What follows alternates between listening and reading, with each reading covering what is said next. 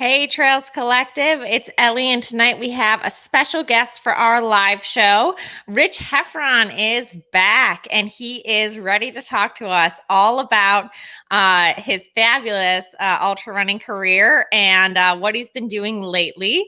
But first, I just want to thank all of our Patreon supporters who have generously donated to keep this trail running thing that we're doing here alive. And I also want to remind everybody that this Friday, the Trail Running Film Festival is doing their year-end show. So please do not forget to buy your tickets and to support them. It'll be a great time. And so without further ado, let's get into the interview.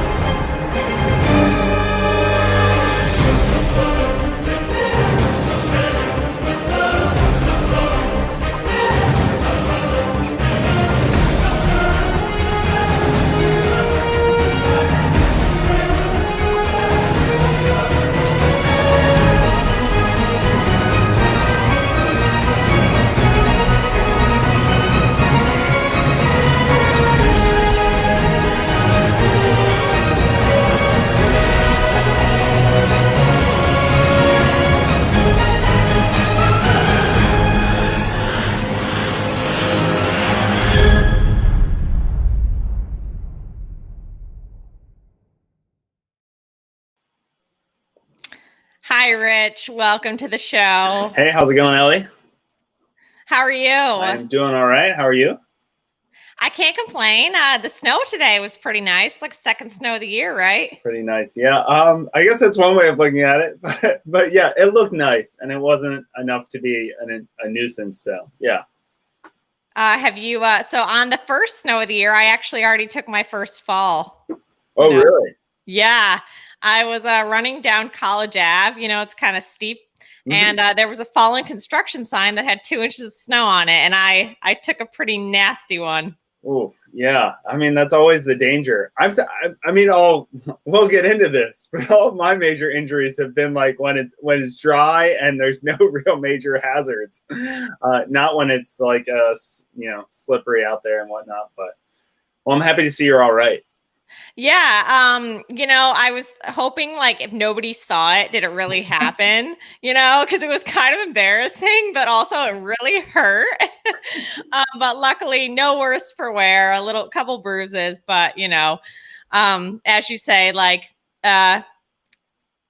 it happens. So yeah, I mean, just the snow. I should wear trail shoes. I shouldn't wear the Saucony can bar. That's how it should be. Well, if you want to feel better, you've probably seen it, but there's a famous clip from the news out in Portland, Oregon. They got hit by a big storm years ago, and there's a couple running down the street, and they get stopped by a newscaster or whatever. They're out reporting on the big storm. And like, you're out here running. Like, isn't that a bit crazy? And they're like, oh, it's great. And like, it's so wonderful, the beautiful snow. And they go to, it's just the woman like stopped them to interview him on the street, and they go to take off, and the wife just slips on the road and wipes out so hard. And it's like, oh, I know. Because we've all been there, right? Yeah, exactly. Except like her moment happened on the news. Yeah. For me, the treacherous area is that, on the waterfront trail where you sort of go around it. And if it's raining in the spring, there's always like a lake right there. Yeah. Well, normally what happens is like it'll rain, it'll freeze over, and then you forget about it the next day because it's not that bad. That I've fallen there at least once a year. Yeah, that and the bridges, the wooden bridges. You gotta take those with caution, Even if is CAS where you do a lot of your training, like the fast stuff? Yeah, I've been avoiding it, in our COVID world. There were so many people out in the spring, right? Just out walking and so forth, that I was avoiding the waterfront some. Just, I don't know, give people their space. So I was running up by Cornell because Cornell was closed at the time, and out Cayuga Heights Way. But like preferably, yes, I would go to CAS. And I've been returning now that the weather's getting bad and a lot of people are back to work, I've been going back to cast now for more runs and workouts and so forth. I mean, right? If you live down in Fall Creek, it's the ideal place, especially. It's like otherwise I have to run up a 500-foot hill to a track or something like that. So yeah, it's usually what I've been doing a lot is around the golf course, actually, because the golf course has been closed because of the pandemic. So you can run the perimeter there too, and then it's quiet. So yeah. Is that where the Cornell cross country course is? No, so not that one. There's a little public course that is in between the inlets there. In between Fall Creek and the inlet, there's a little 9-hole public course. So it's quiet, and you can even stick to the road perimeter. So yeah, I find sometimes just with casts, it can get annoying with pulling up your mask over, again and again and so forth. Go there, and it's a little bit more quiet. But usually one of those two places if I'm doing a workout. So what have you been training for lately? That's a good question. Nothing. It's really been turning off my messages here so they don't ding anymore.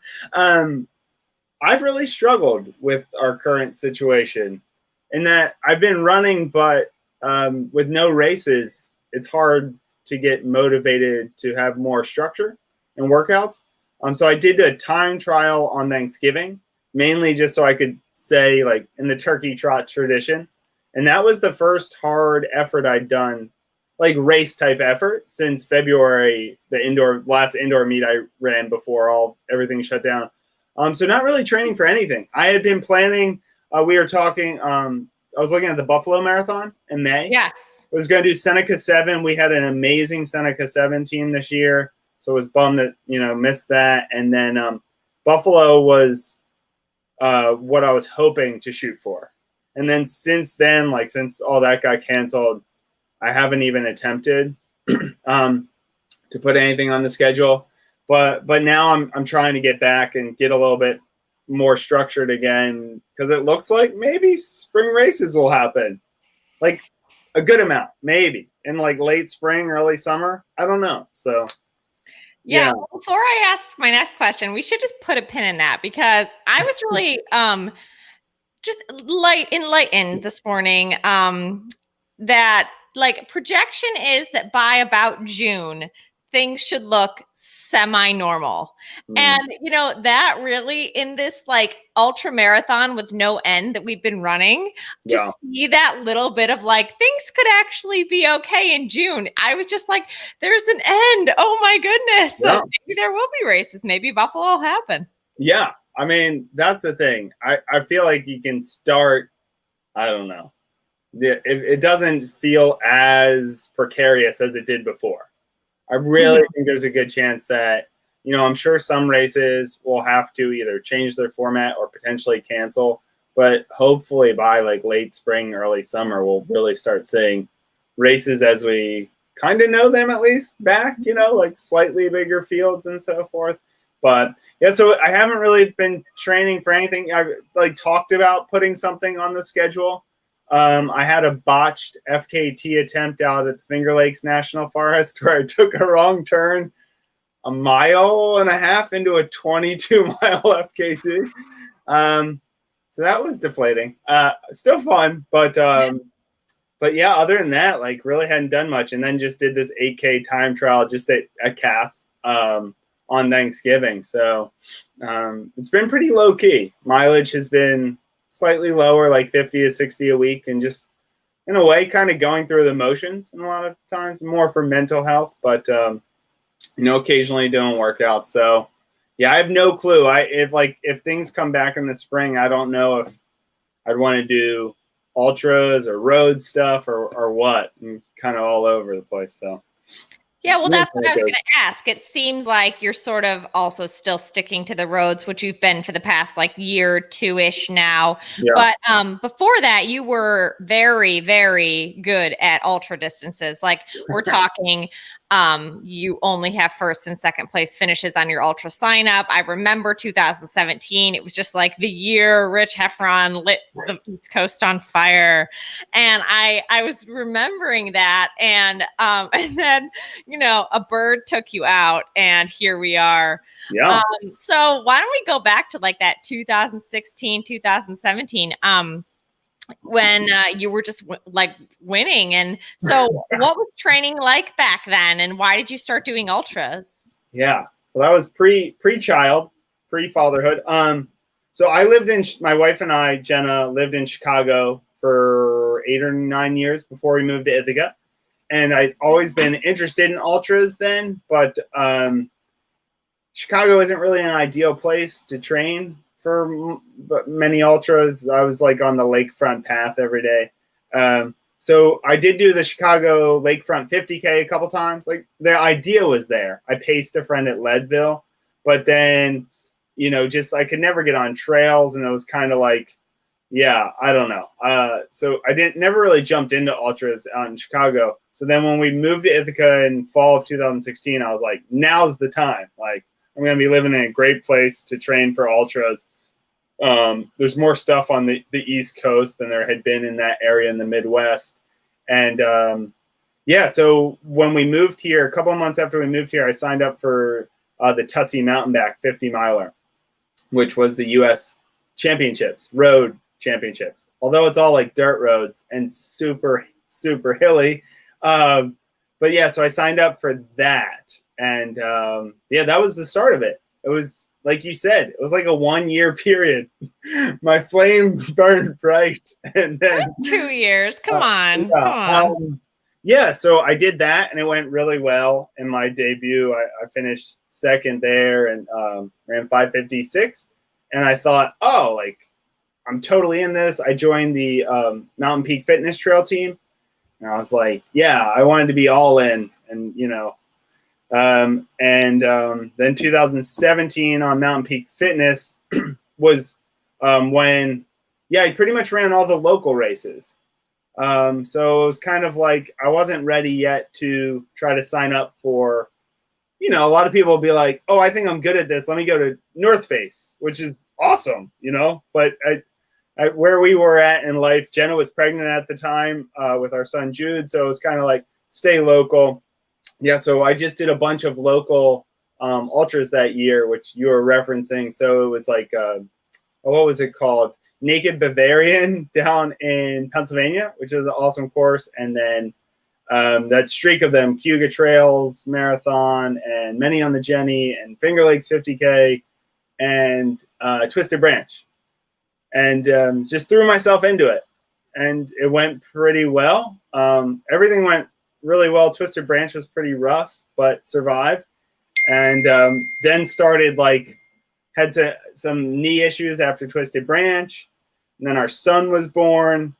So it was like backing off. And then I remember one of my last runs before the bird incident was like a 25 miler with you in prep for Cayuga Trails. We were both going to do the 50 miler, US champs. And I thought I was pretty fit. I wasn't doing a ton of mileage as a new dad, but was getting in a decent amount of running. And and then the fateful shoulder dislocation happened. So I missed like 8 weeks. It's not like the movies where you just throw your shoulder back in and you start running again. It actually is a really long recovery time. And when I came back from that, was like with parenting and work and so forth, I went back to the roads just as less of a time commitment. Didn't have to, you've done these races. Twisted Branch is like you camp out, you wake up at like 2 a.m. and that's a local race, which is tough, can be tough with now Jude's about almost 3 years old. So yeah, that's kind of the very, I think, long-winded story, but kind of how I got into it and then quickly got out of it. But I always find, and I think you're very similar in that when I'm training for the roads and shorter stuff, Like I did a bunch of the mile races last summer. The local track series, they had the mile. And all I want to do is do ultras when I'm training for that. But then when I'm training for ultras, it's like, I hate being slow. I want to train for the roads. So I'm never happy, which is not a good sign. I always want to be doing the opposite. Yeah, right now it's more like, okay, I spent like almost 2 years building myself back up from nothing with speed. I can't lose it. I'm not going back. I can run 50 miles like later. I don't care. Like the miles will always be there, but like this took a lot of time to build, you know. It's real thing. I mean, particularly for me now, I'm 37, and like so last summer, I think my best mile was 4:39, which I was happy with. And it's like I might not see that for much longer. It's like if I let go now, you know, if I went back to doing ultras for a couple of years, it's like I might never see another 4:30 something mile. So yeah, it's always that push and pull, especially as I slowly approaching the masters category. It's like, oh, you know, maybe I want to just see a little bit longer how fast I can run, because as you said, you can still go out there, and if you can run 8-minute miles all day, you'll be competitive in most ultras. Although I feel like that's changing too. It's getting so fast these days, but yeah.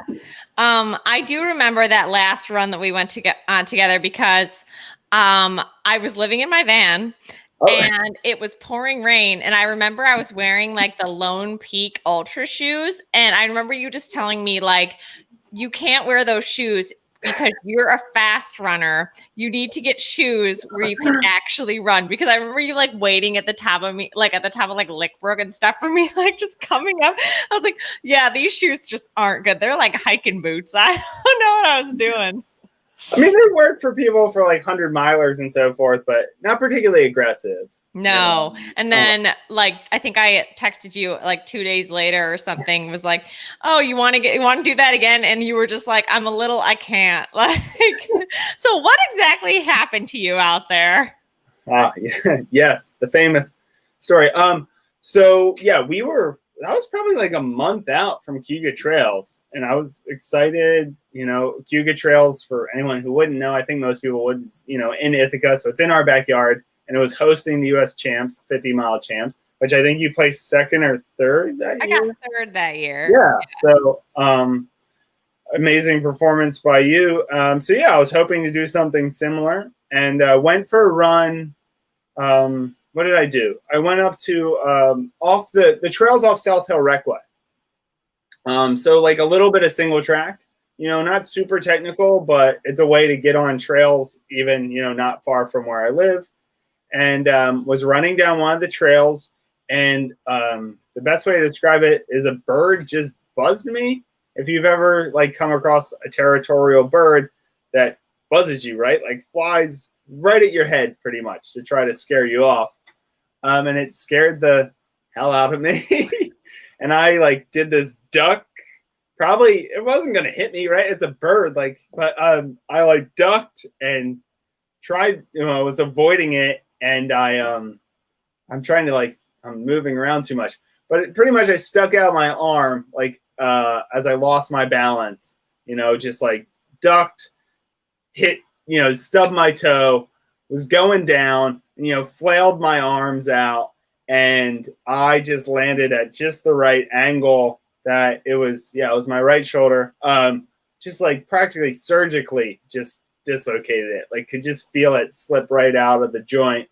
And yeah, so there I was, right? I was on the trail, no phone, shoulders bulging, knew exactly what had happened. Was cursing myself and the bird, and was like, okay, well, what do we do now? It could have been way worse. So this place, that is like one of my worst nightmares. It's like falling off something, and I never bring my phone when I'm running either. So like falling off something, like I don't know, that's pretty scary. Yeah, I run to get away from that stuff. Mm-hmm. And like you think about the runs that we've done before, like there's plenty of runs where I've been 10 miles, 10, 15 miles out from a place. So this actually wasn't that bad.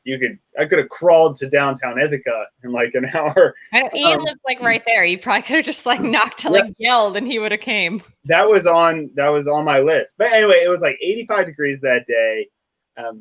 I was wearing pretty dainty shorts, like some 2-inch shorts, no shirt, shoulders bulging. And I was, just like, okay, I need to get help. This is really painful. And no one was out on the trail because it was the middle of the day on a weekday and it was hot as heck. And I'm just walking down the trail and I was like, where is someone? Like, where are they when you need them? And eventually came to a neighborhood, like the one that cul-de-sacs at the top of the hill where the recway turns there. And I saw a woman walking her dog. I screamed out. She was mortified. And I was just like, please, like, just hear me out. I'm like walking up with just shorts on. It's like, it's pretty obvious though. Like, I'm not making this up. Yeah. She still didn't really believe me, but I got her. She agreed to call my wife, Jenna. And so she called her and confirmed that she had a husband named Rich and so forth. And I was like, are you kidding? Like, can we hurry up? But she got a hold of Jenna and told her where I was, where her house was. Jude was 3 months at the time. So Jenna had to get Jude in the car and drove to pick me up. And the woman left me. She was home from work for like 15 minutes to walk her dog. So she left me on her front stoop. And and that's when it really got painful. It was like once the action stopped and I had to wait for Jenna, and it felt like 4 days passed until she got there, even though I was like, yeah, so.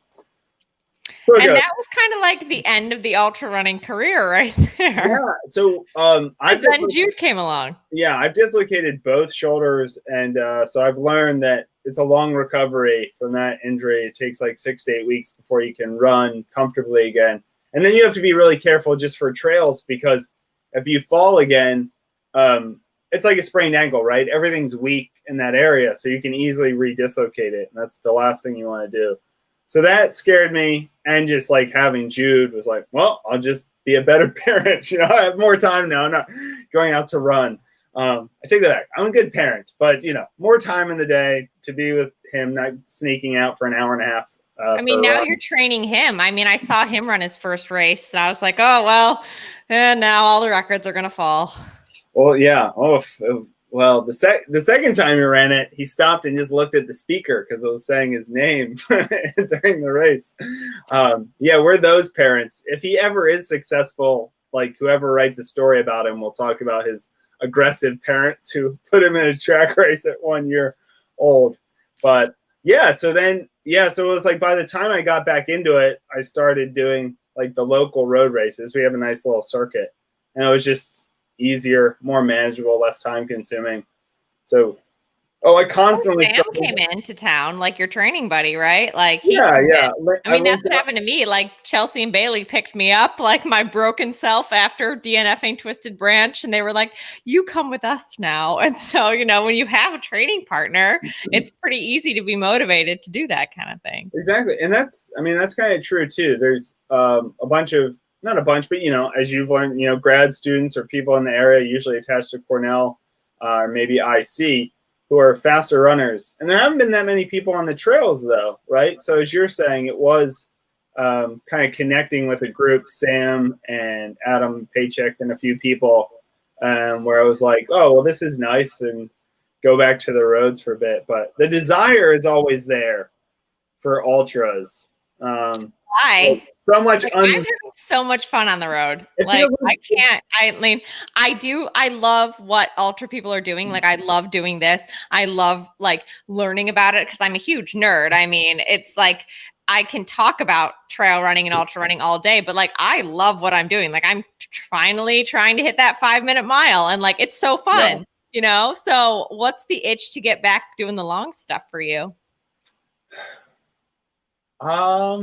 Well, I don't know if I'm better at it or maybe it's less competitive, especially in the area. I don't know. I just constantly go back and forth. I feel like it is my strength. I'm very good at like getting in a rhythm. where like actually like road type ultras would probably be my best thing. Like I think we're similar once again. You know, you ran a great race at JFK last year, almost won. I feel like those type of races suit me and the longer distances, but so it feels like a little bit of unfinished business there. Like what could you possibly do?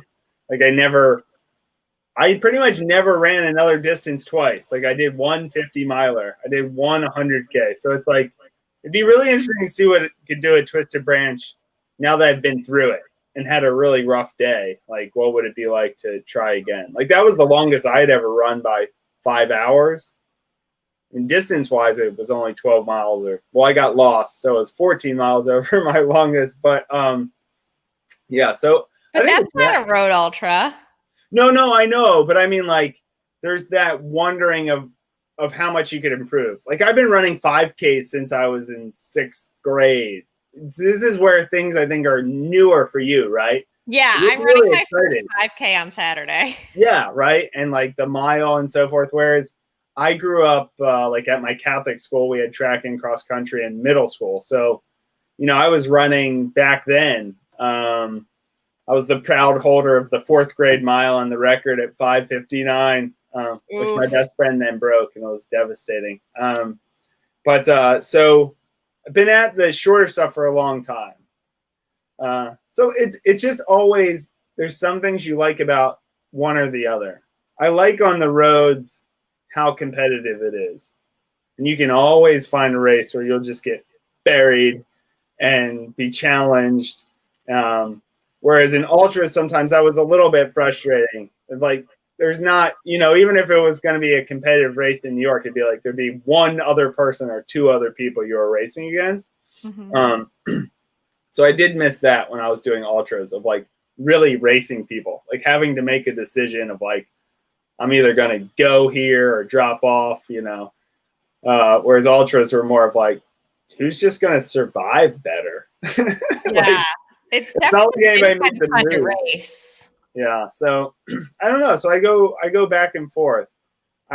I'll most likely for now stick with marathon and down. I still haven't broken 2:30 in the marathon. I've come close a few times, so that'll probably be the goal if we ever get races back.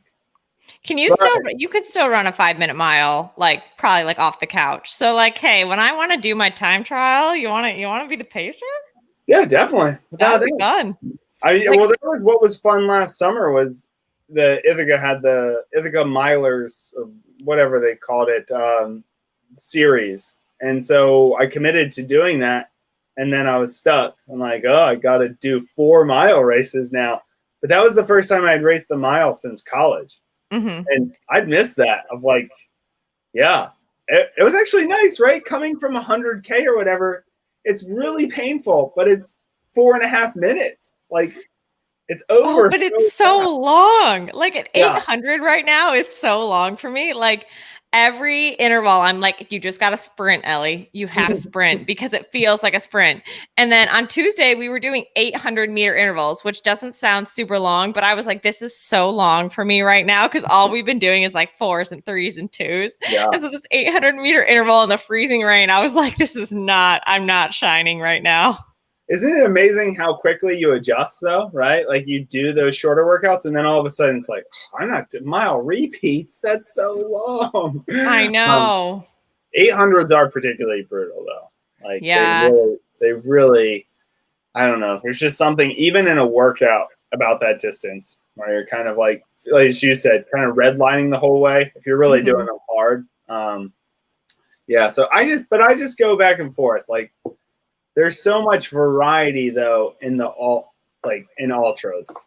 Like, so many different places you can go, different types of courses you can run, and that's really exciting. I mean, the main thing holding me back from not doing ultras now is probably just being a young parent, and like, if I'm going to do it, I want to be prepared, which would mean going out for like the run we did where we're out there for 4 hours. Right now it's like, well, I can have fun doing shorter stuff, and my long run can be an hour and a half. You know, it fits in better. And as you said, also, I think I could still be really competitive at ultras in 4 years if I'm still running.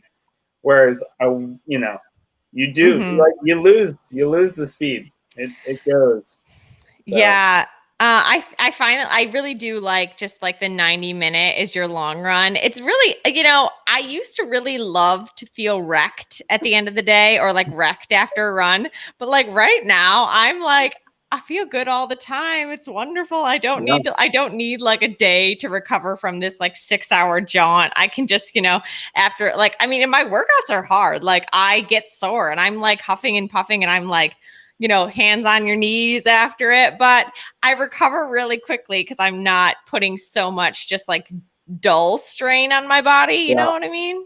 And also, right, when you're doing all those mixed pace workouts and so forth, gives you that poppier feeling. And it feels good to go fast, as you're learning, as you in your quest for the sub 5. Oh, yeah.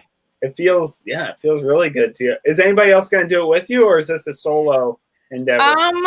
I think I've convinced my two, not Bailey and Chelsea, who I don't know if you know Bella and Jenny. They're a little bit younger. But yeah, I think I've convinced them to like at least keep going and doing workouts with me. And Bella's mentioned like wanting to do that. Her PR is like 450. So she just needs to get back there and she could probably do it tomorrow. But yeah, so for right now, that was just my goal. So like John, our coach's plan is to have Chelsea or Bailey pace me for like 1 or 2 of the laps or something, but I don't know. We'll see. The good part about this pandemic is that I've given myself complete tons of time because I'm not really signing up for any like races that matter, and at least you're throwing in random 50Ks in your prep? 5K. I mean, before the marathon trial or before Hartford, right? You did like 2 50Ks. Do as I say, not as I do. I tell you on that one. Hey, it worked.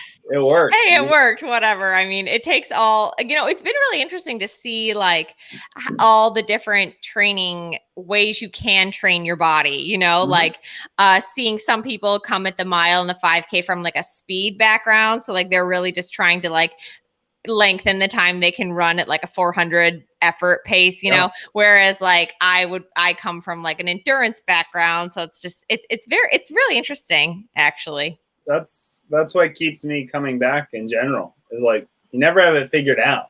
You always wonder of like, well, what if I tried this? I'm always so envious. Well, I guess some of the crew that you've been training with, like Chelsea follows a pretty set schedule every cycle that her coach gives her. And I've always been envious of that because it always feels like, is this right? Like, is what I'm doing, is this the most effective way to prepare? But that's the beauty of running. It's so simple, but yet so complicated at the same time. Like it always feels like, well, maybe if I did this differently, then you would be able to go faster or whatever it might be. But how do you structure your training? Like, how do you build because let's see, like when you did start to train for like a marathon, you trained for Wineglass last year. And I believe you ran a 2:30. What did you run? 2:33. 2:33. And then your training partner, Sam, ran, I think, a 2:28. Yeah, 2:29. Yep. 2:29. Okay. Yeah. So you guys were close, but like, and you trained together a lot. And so how did you guys structure that? He just whooped my ass every time. How did we structure it? I actually ended up, it's kind of similar to your story. I think he had his old high school coach who was really excited for him to try a marathon. His high school coach was like, you're going to be great at it. And so his high school coach started rating him pretty like bread and butter workouts. And I was like, well, I'll just jump in with you because when left to my own devices, as like a huge nerd of the sport, it's like I read all about training, but then it's too much. Really hard for me to decide on something because I'm always like, well, maybe this would be better, or maybe this would be better. And so I often will be like warming up for a workout and I'll change it because it's like, no, I think this.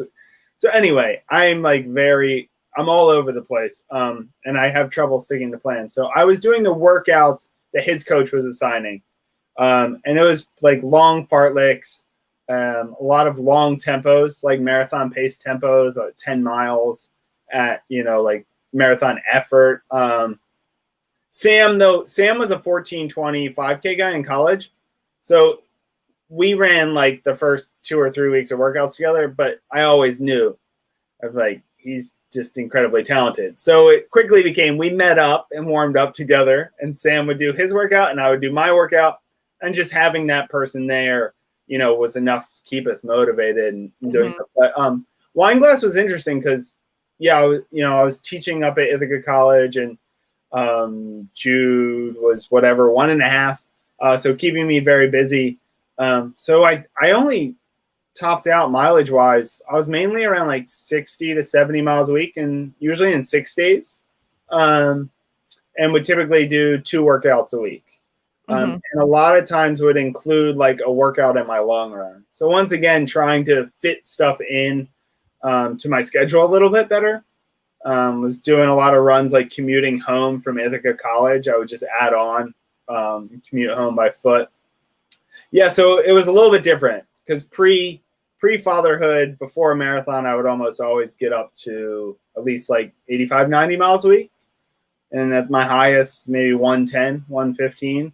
So this was like a stepping back. But as I'm sure you're learning, you build up that base. So it doesn't feel like I need that as much as I used to.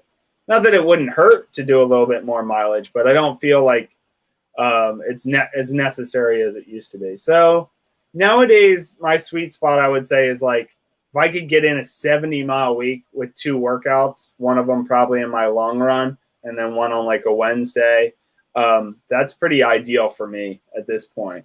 Yeah, and kind of roughly how I structure my training. Do you do anything outside of running? I read an article by you from Marathon Peak Fitness, and you said, like, I think I got some tendonitis, mostly because I don't do anything outside of running. Has that changed at all?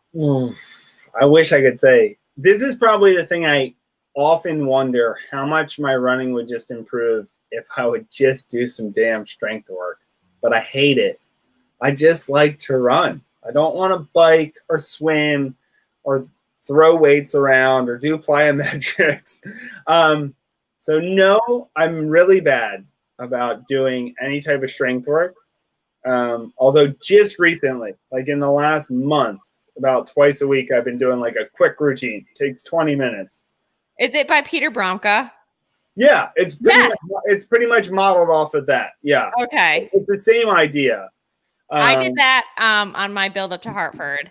Now it's a little different because our coach John is giving me actually specific things for milers, which has been really, really helpful. But I did that like twice a week, and I was like, Peter says.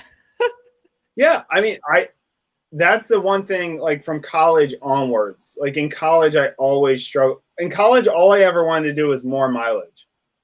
And my body. Why? Because what I always liked about running, oddly, is it just seemed like the top runners, if you would read their story, like a Bill Rogers, is like he averaged 120 miles a week for 10 years. And it's like you just put it in, and then you get out what you put into it, right? It's just this simplicity that I loved. And just like the harder you worked, the more you would improve. And it never worked that way for me. Like college was just a series of disappointments because I would constantly try to push my training up to like 100 miles a week. And never like super serious injuries, but just sick or minor injuries, which doesn't make any sense. It's like, if you can do well off 60 miles a week, be happy. That's less, that's less time. Yeah. But I always hated strength work. In college, we were supposed to do like what was called the pillar, like a body, not like body weight, just using your body weight routine.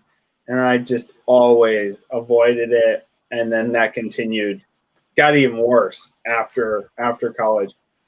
But I really do feel like you referenced the Bromka article, a guy who at 38 just ran 219 3 times. And I actually competed against him in college. I mean, he was older than me, but we ran. It seems like you and him would get along. Like, because I mean, we have communicated a bunch, like on Twitter and through email. Yeah. And I read his article, "Burn the Boat," before Hartford. Like, it just was really inspiring. Yeah, I think you and him would probably get along. Yeah. Well, I remember reading his article 5 years ago, when he broke 230 for the first time. And I wrote to him. I sent him an email of like, I've been trying to break 230 for like, 7 years. I ran 231, 232, 233. And I was like, this is so inspiring. But I especially in late 30s, it's like, I do believe that strength work is incredibly important. It's still just hard. It doesn't make any sense. It's like at the end of the day, I want to improve. I want to be faster, but I just never prioritize it. So I feel like it makes me more durable. Like I do have to say, doing the training now that I've been doing and the strength work and the core work and stuff like that, like I've put on a little bit of like muscle weight and it is nice to feel like more durable. I mean, like when I took that fall like a couple weeks ago, like if I was in my ultra running body or like even like my Buffalo 2019 marathoning body, I probably would have cracked in half. But like I got right back up and I was like, well, it's a rib, it's fine. Especially the lifestyles we live too. Like as someone who, as an academic, sits at the computer most of the day, I think it's even more important, right? Because I'm not moving around a lot. I'm not getting any like functional strength out of my job. Mm-hmm. Maybe if I was doing some type of work that was more physical labor, you can say, right? Like you're actually getting some type of functional strength. But as a lot of, just like most people, I'm at the desk most of the day. And it's like, that's awful for your glutes and your hamstrings and so forth. So it definitely seems necessary to me. And at all distances too, like after Tussey Mountain Back, and then after Naked Bavarian, and after Twisted Branch, all 3 times I dealt with patella tendonitis issues. So there's obviously a chronic problem, but yet I still just would like refuse to address it by like properly doing strength work to, strengthen up my stabilizing muscles and so forth. Mm-hmm. So you want to break 230. What would it take for you to do that? Oh. I don't know. I've been lucky. Like almost all the marathons I've run have had good weather. I ran 231 at Grandma's one year and like had good weather there. It was just one of those things where I knew I was going to be so close, but it just wasn't quite fit enough, which can always be tough. Because like, let's say you can't run more mileage. Like, what would you change? Like, and how? Sorry, I just totally cut you off. Go ahead. Strength work is a huge one. Like just very simple, like you said, like the Bromka routine, I think it could potentially make a big difference. I don't even need a big difference. I mean, definitely the training partner helps. It's really hard, you want to run, especially at this point where I've been stuck. Like you need someone who will just like force you to run 14 miles at 5:40 pace, which solo I probably just won't do. Like I just don't want to hurt like that. So maybe something like that. I mean, the magic shoes help, right? Like I honestly, I don't know. I've never run in them. You haven't tried like the Endorphin Pro or anything? I mean, Ian gave me a pair of the Endorphin Speed, so we've been running a couple things in there, but I've tried them all on, and then at the trials they gave us a free pair of the Nike shoes, and I sold them for $1,000. That was in the beginning of the pandemic. I need money and I was gonna wear them. But no, I've never tried them, like ran in them. Well, yeah. Well, first off, get a pair of Endorphin Pros for whatever you're racing next, whenever your next big race is. That's probably gonna be my next shoe.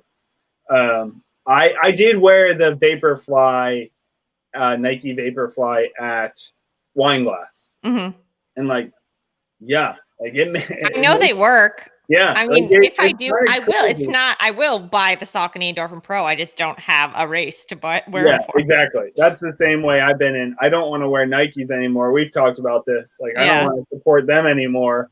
But there's no need for me right now to go spend $150 or $200. Yeah. But now it's like, all the shoes are catching up. So New Balance just came out with a new model that people are loving and comparing with the Nike. So I think that's a huge part of it, though, too. Like that honestly gives me more of a margin of error now. Is the shoes. Like they make a difference. Mhm. So if I had like another wine glass type build up, like averaging 65, 70 miles a week with strength work and just a good day in the shoes, I definitely think it could happen. Because wine glass was my first road marathon in 4 years. So it'd been a while since I had done that. And at wine glass, I had a big negative split. So I ran the back half 3 minutes faster. So I was running my fastest the last 6 miles, was running like 5:35, 5:40 pace. So I think more of it's just the consistency, as your training partners have shown.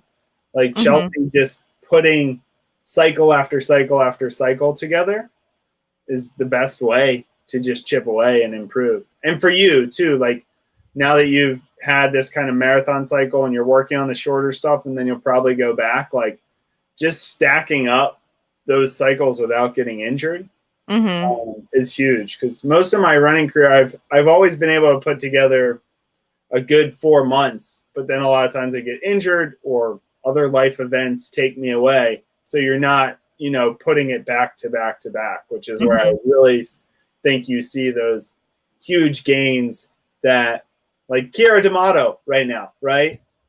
Obviously, yeah. And CJ Albertson. Have you seen that? Oh gosh, well, yeah. What is that? Okay, I call him every every male amateur Strava user's wet dream. That is what I call him, because that is exactly what he's doing. Yeah, it's hilarious. It's insane. Yeah, well, his like defies reason, because the stuff he does is like, that shouldn't work. Yeah, like, maybe it's only working in spite of him. Maybe he's just that talented. But like with Kiara D'Amato, obviously she was an All-American in college. She was incredibly talented. But if you look at her results since she came back in 2016 or 2017, it's like she's just stayed healthy for 4 years and like putting that talent into just consistently chipping away. It's not that everyone would get down to low 15 5K or 108.5, but that's the biggest thing is not getting injured. Or even like Bromka, like his training partner is the one guy, Pat Reeves, I think is his name. Like he's just an amateur who loves running, and he had done like 7 or 8 years in a row more than 4,000 miles a year. It's like if you can stay healthy and do that, you're going to really improve.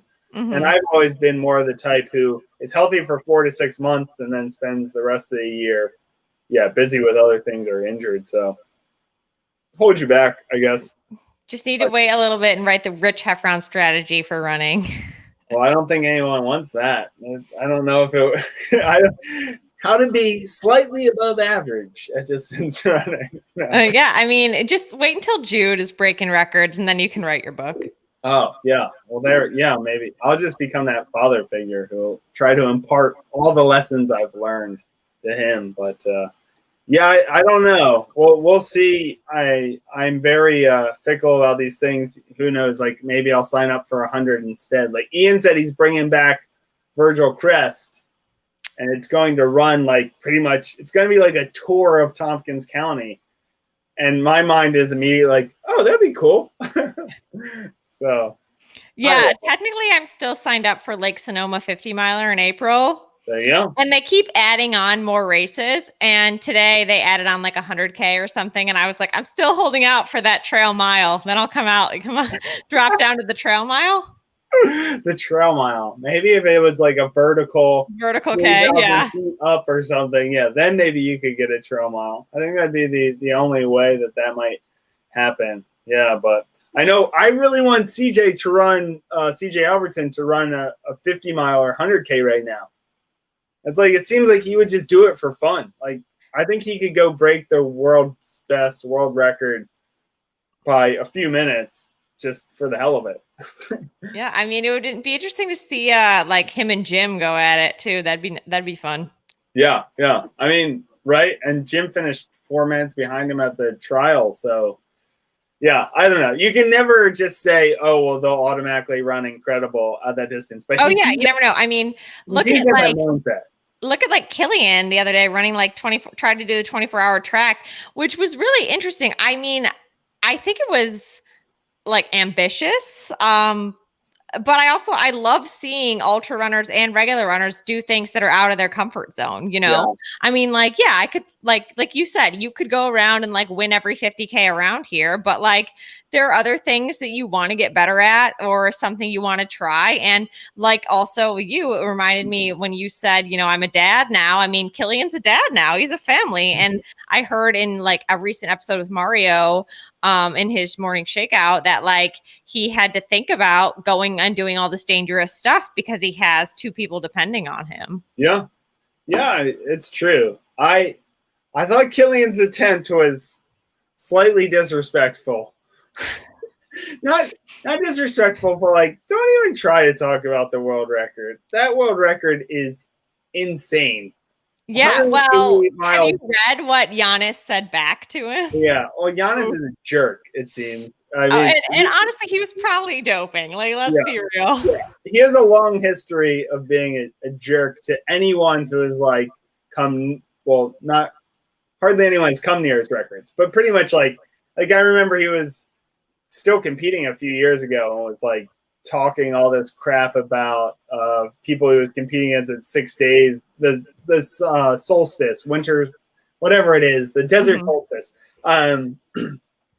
But it did seem to me, it had a little bit of the stunt feel to it. Of like, is he really going for this? Or is this like a relevance thing? I mean, always, as you said, really cool to see him getting out of his comfort zone. I was really excited when he did the 10K.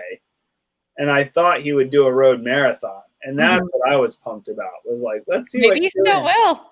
Yeah. I mean, he ran 29:59 for the 10K. And of course, like, LetsRun trolls were slamming him. But like, coming from what he does, like mountaineering pretty much and all these crazy mountain ultras, like the fact that he can go sub 30 is legit. So yeah, I would be excited to see what he can do. But yeah, I had mixed feelings. I tuned into the broadcast some. Yeah, I tuned in and out, but they were running around a snowy track, and like I'm running around snowy tracks right now, and it looks terrible. Yeah. It feels terrible. Yeah, it looked real cold and snowy, and it was just dark. I know. I want to do a 24-hour someday, just because like it's just so perfect. And you're just out there for a full day, and you have to wrap your mind around that. You could get into Solstice. But it also, though, looks so brutal. Like boring. I can't remember the article. It was like written in like late 70s, early 80s. A guy, he ran well, like 140 miles. It was in England. But he did such a great job of encapsulating what the experience was like. And I was like, holy God, that is daunting. Like, that is such a mental battle. And it was on that to me. Yeah, I have to find it again. I think it was I think Steel Town Runner sent it to me. He always okay. Paul Kenter gives me yeah, he's cool. Ultra stuff like to check out. But it was the best thing I'd ever read of like what would this really feel like and be like. Have you read Bromka's Bubble of a Dream yet?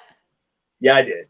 You read it? Okay, so I'm like piecing it because like I know I'm gonna like it and I don't want to speed through it. But that's what I like about his writing is it really encapsulates like what I'm feeling. Like also Once a Runner, like not always the greatest English, but like it really encapsulated like what I was feeling at different points. Oh yeah. And so when somebody can actually like say what's going on in my brain and what's going on in my actual muscles, like if my muscles could speak, it's just really cool.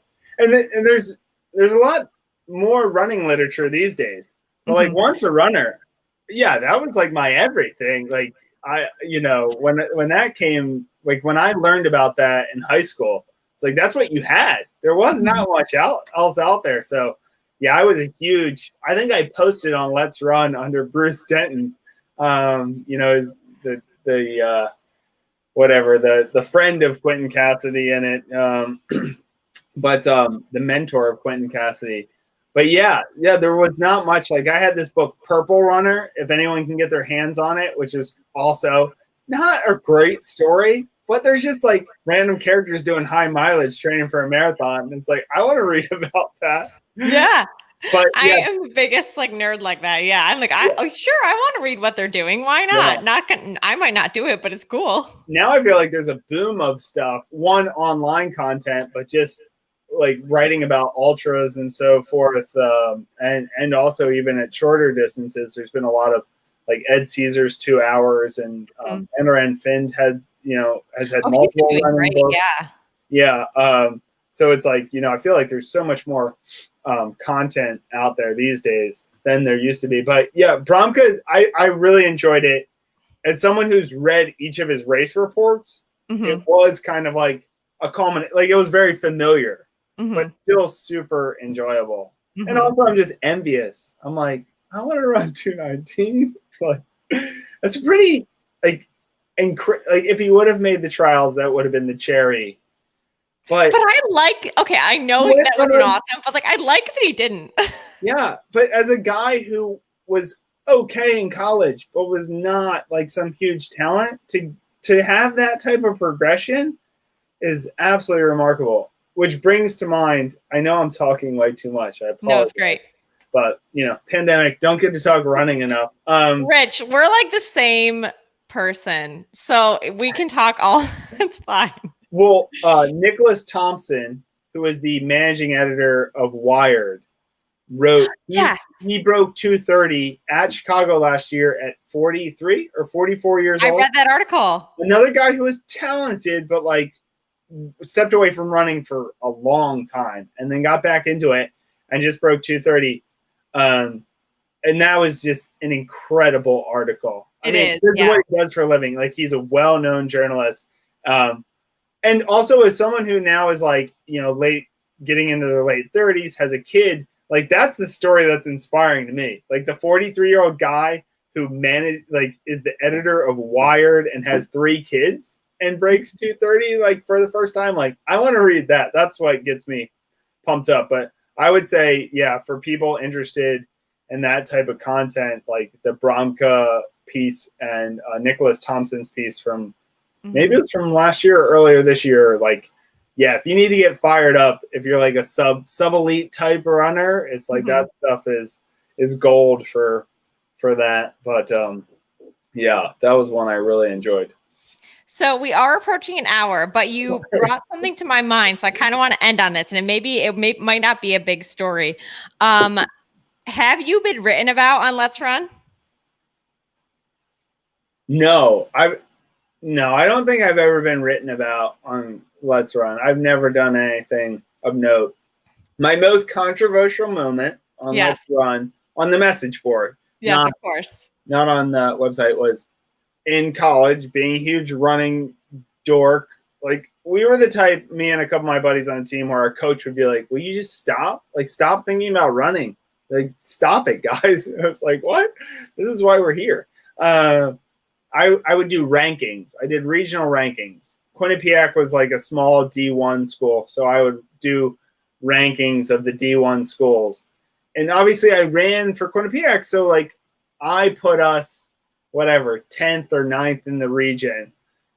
And it generated so much content. I posted it on LetsRun of like my rankings. And like people are just like, what are you talking about?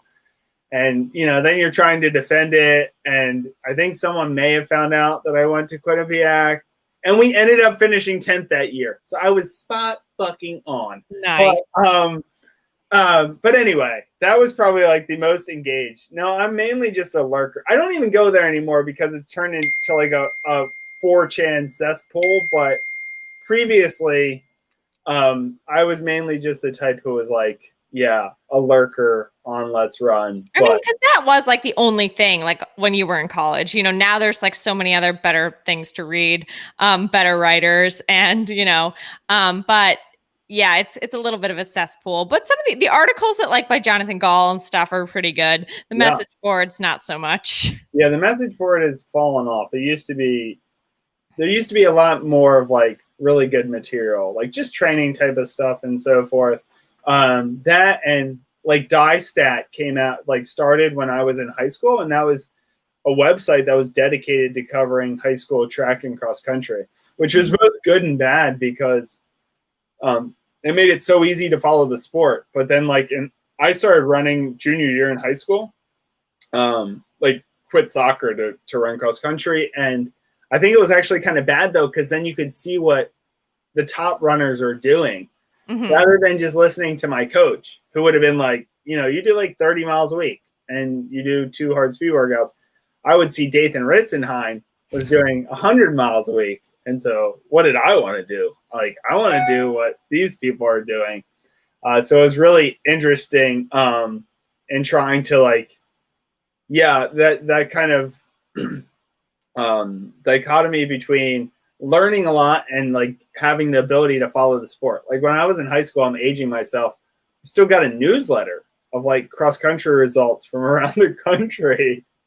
So it was like just at like when web was like the online stuff was taking off, but it was also kind of bad for me because then all of a sudden it's like just trying to mimic the stuff you were reading, that these top runners were doing. But yeah, Jonathan Galt, I will say he is Let's Run. Like if it wasn't for him, there'd be no reason to go. I kind of wish he'd be picked up by, I don't know, a better a better place like Sports Illustrated or something should have him like trying to generate interest. Although he probably wouldn't get as much there as he does at Let's Run. But well, Rich, it's been lovely talking to you for this hour.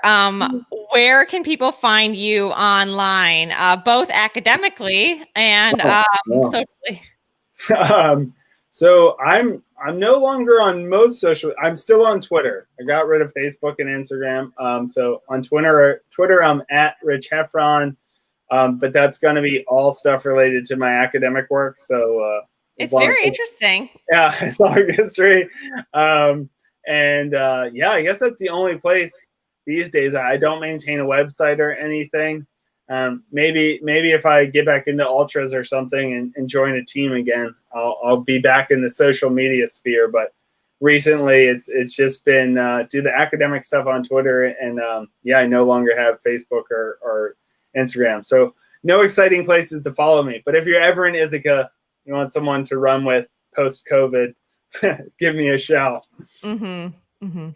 Well, thanks again, Rich. And, this was really great. I think we need to make you like a regular, maybe once a quarter. We can just like talk about the running world because we read all the same stuff. So we can debate this. Yeah. Well, we can get like Jason Mintz on too. That'd be great. Yeah. Thank you for having me on. I apologize for rambling and talking too much, but no, this is great. I love what you're doing with the show.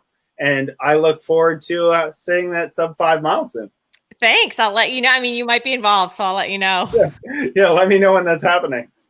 All right. See you, Rich. Thank you. Later. And that'll do it for our show. Thanks again to our Patreon community. Thanks again to Rich for coming on. And don't forget, this Friday, the Trail Running Film Festival will be streaming live. So check that out. Buy your tickets today. And have a good night, guys.